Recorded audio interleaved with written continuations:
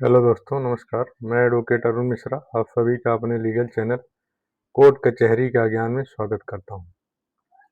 दोस्तों, आज मैं आपके समक्ष ऑनरेबल हाई कोर्ट इलाहाबाद का एक बहुत ही बड़ा जजमेंट और महत्वपूर्ण जजमेंट आपके समक्ष लेकर उपस्थित हूं। ये जजमेंट है कि अक्सर जो है देखा जाता है कि लोग रेवेन्यू कोर्ट में कई सालों तक जो है लड़ते रहते हैं और जबकि उसमें टाइटल का डिस्प्यूट होता है, वो अपना नाम खतौनी में चढ़ाने के लिए परेशान रहते हैं और इस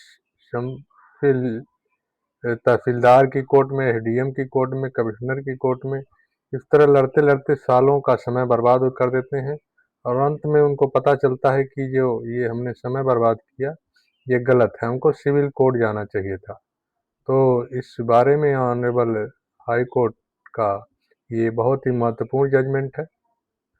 इस जजमेंट में ऑनरेबल हाई कोर्ट ने बताया कि टाइटल का डिस्प्यूट जो है सिविल कोर्ट ही तय करेगा, ये रेवेन्यू कोर्ट को पावर नहीं है। अगर रेवेन्यू रिकॉर्ड में आपकी एंट्री भी हो जाती है, आपका नाम भी चढ़ जाता है, तो ये आपको टाइटल प्रदान नहीं करेगा। तो ये जजमेंट है रा, Rajveer Singh versus board of revenue Uttar Pradesh Lucknow and others. ये जजमेंट आया हुआ है 23 मार्च 2026 का। तो इसमें ऑनरेबल हाई कोर्ट ने कहा कि आपको सेक्शन 34 के तहत स्पेसिफिक रिलीफ एक्ट 1963 के तहत सिविल कोर्ट में सिविल सूट दाखिल करना चाहिए। तो इसमें पक्षों के बीच विवाद था। इसमें मूल स्वामी जो जमीन के थे वो टीकाराम थे। टीकाराम के 3 लड़कियां थी, झंडू, बीला और रेवती। 3 लड़के, झंडू, बीला और रेवती। इसमें एक के पास संतान थी, बाकी के पास कोई संतानें नहीं थी और लड़कियां ही थी। तो इनकी शादी हो गई थी। तो हमारे उत्तर प्रदेश में विवाहित लड़कियों को एग्रीकल्चर लैंड में कोई अधिकार नहीं मिलता है। तो इसका फायदा उठाकर इसमें जो है एक इसमें वारिस जो थे झंडू के, उन्होंने कहा कि सभी जो है इसमें मर चुके हैं और मात्र एक पुरुष ही मैं वारिस बचा हूं। और इसी के तहत जो है 1970 में जो है अपना नाम जो है ये चढ़वा लिए और तब से कब्जे में थे। तो 2002 व 3 में इसमें जो अन्य खातेदार के जो लड़की के लड़के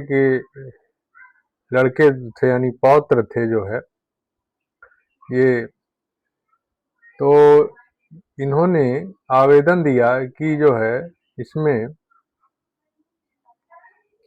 झंडू के लड़के ने गलत आधारों पर धोखा देकर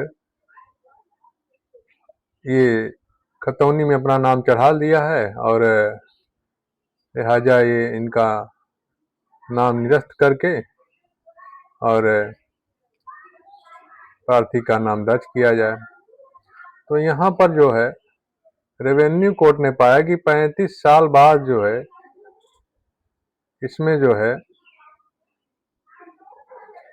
टाइम का भी जो है वायलेशन किया गया है, समय सीमा के बाहर है ये। तो इसको मानते हुए तहसीलदार, एसडीएम और इस तरह से कमिश्नर कोर्ट द्वारा इनको खारिज किया गया। बोर्ड ऑफ रेवेन्यू गए, वहां भी इनको कोई रिलीफ नहीं मिली। तो ये ऑनरेबल हाई कोर्ट में आते हैं। तो ऑनरेबल हाई कोर्ट कहता है कि एप्लीकेशन आपकी समय सीमा के बाहर थी, इसलिए आपको कोई रिलीफ नहीं मिली। आपको जो है टाइटल डिस्प्यूट यहाँ पर है, तो आपको ये टाइटल डिस्प्यूट का मैटर सिविल कोर्ट ही तय करेगा, इसके अलावा और कोई नहीं तय कर सकता। तो ऑनरेबल हाई कोर्ट ने इनको एक डायरेक्शन के साथ इस रीट को डिस्पोज किया कि आप जाकर सिविल कोड में सेक्शन 34 स्पेसिफिक रिलीफ एक्ट 1963 के तहत सिविल सूट दाखिल करें, वहीं से आपका निपटारा होगा और रिलीफ जो है आपको वहीं से मिलेगी। तो ये जजमेंट हमको ये बात की सीख देता है कि हम रेवेन्यू कोर्ट में सालों से समय जो बर्बाद कर रहे हैं वो व्यर्थ है। टाइटल डिस्प्यूट केवल और केवल सिविल कोर्ट ही तय करेगा। तो ये जजमेंट आप लोग नोट कर लेंगे और चैनल से जुड़े रहने के लिए बेल आइकन का बटन और सब्सक्राइब का बटन दबाना न भूलें। Thank you for watching.